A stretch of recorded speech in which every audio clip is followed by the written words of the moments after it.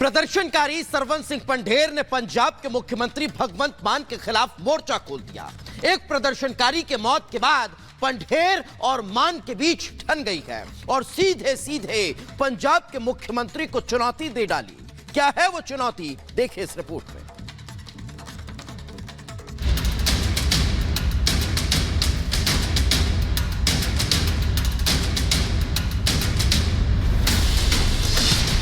मान वर्सेस पंढेर।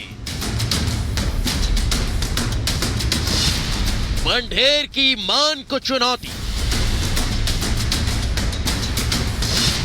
ढीले पड़े आंदोलनकारी। 21 फरवरी ये वो तारीख है जब खनौरी बॉर्डर पर एक 21 साल के आंदोलनकारी की मौत हो जाती है। इसे लेकर सियासत होती है। प्रदर्शनकारी जांच और कार्रवाई की मांग करते हैं। पंजाब के मुख्यमंत्री आगे आकर जांच की बात कहते हैं। भगवंत मान प्रदर्शनकारी की मौत से खुद को आहत बताते हुए परिवार को 1 करोड़ रुपये मुआवजा और बहन को सरकारी नौकरी का ऐलान करते हैं।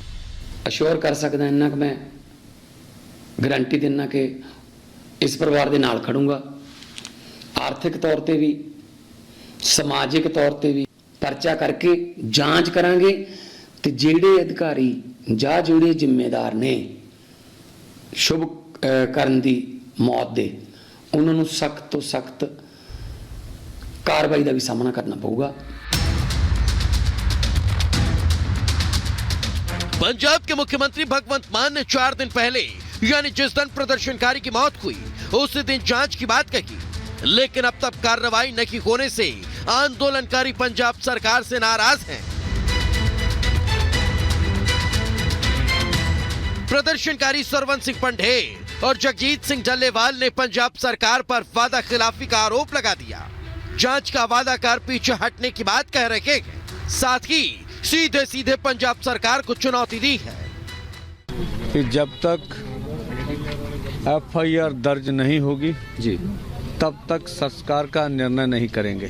ठीक है। तो किसके खिलाफ FIR किसके खिलाफ चाहते हैं? देखिए जी, जो केंद्र सरकार द्वारा हरियाणा के पुलिस और अर्धसैनिकों ने जो हमारे युवाओं को गोली मारी है उनके विरोध में कार्रवाई होनी चाहिए। अब ये बताइए सर, आपने कोई रिटर्न में कंप्लेंट दी है? हमने सब कुछ उनको दे दिया है। आप कह रहे पंजाब सरकार स्वीकार नहीं कर रही है, कंप्लेंट दर्ज नहीं कर रही है। हाँ, तो यही बस सही है। क्या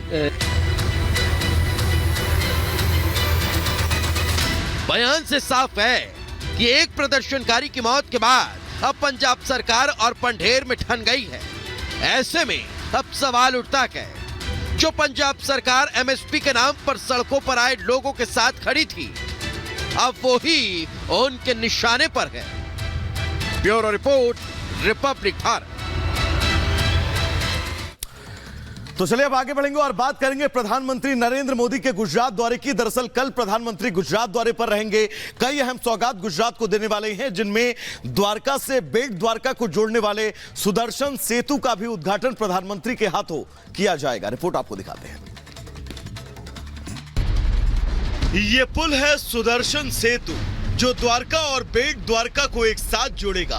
पीएम मोदी कल इस पुल को देश को समर्पित करेंगे।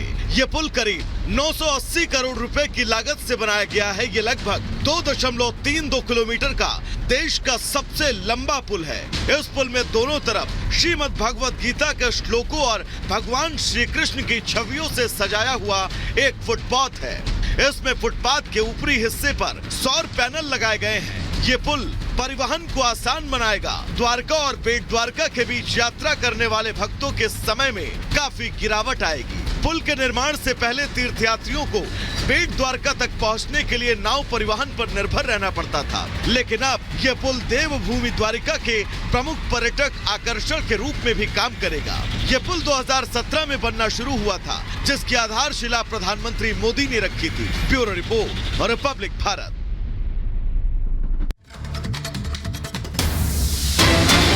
और बड़ी खबर,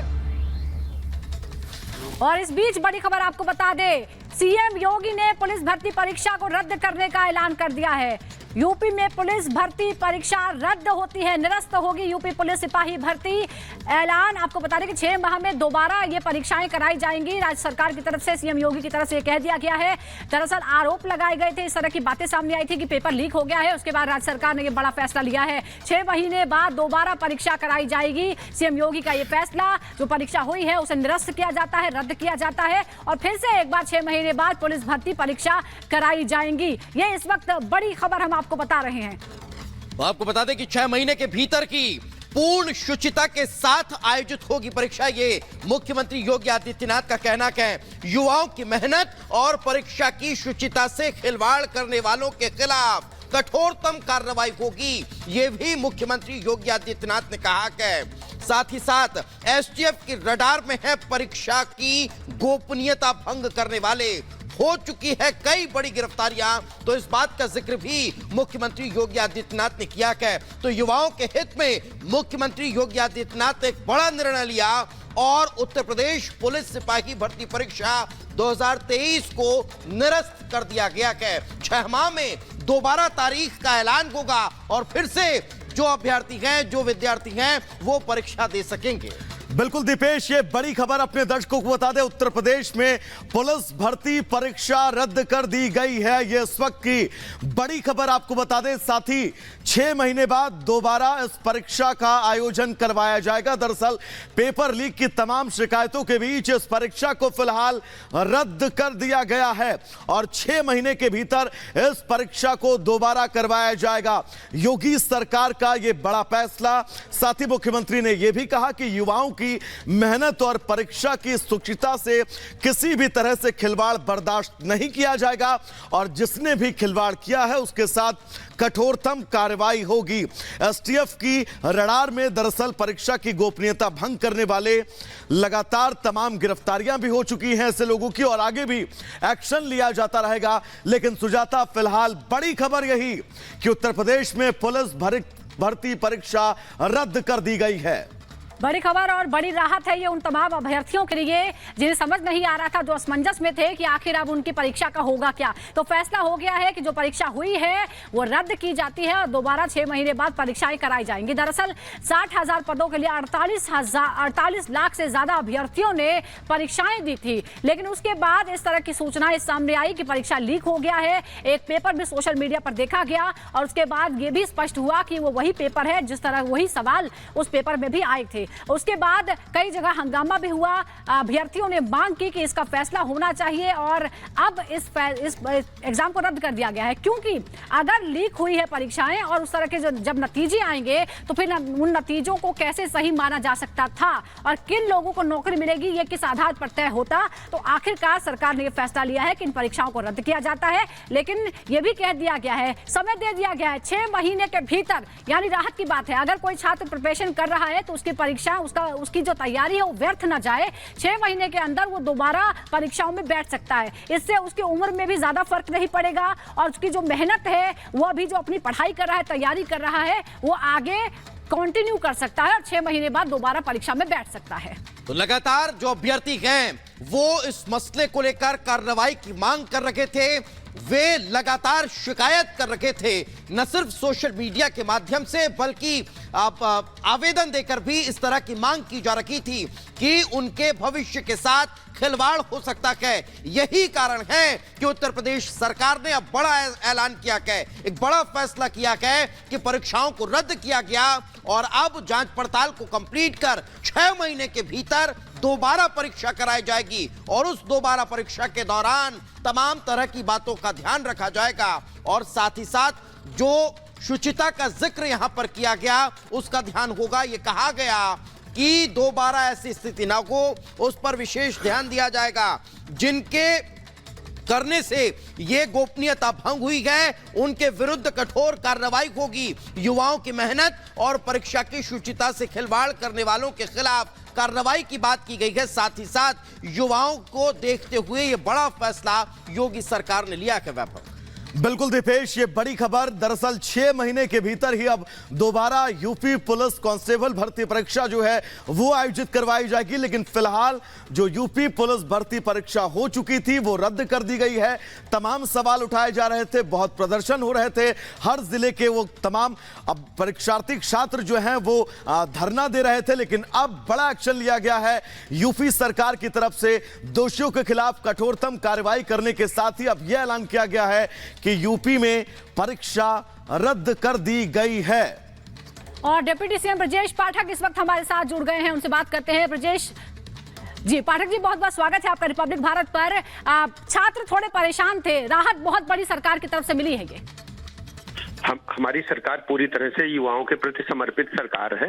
किसी भी स्थिति में हम नौजवानों के साथ खड़े हैं।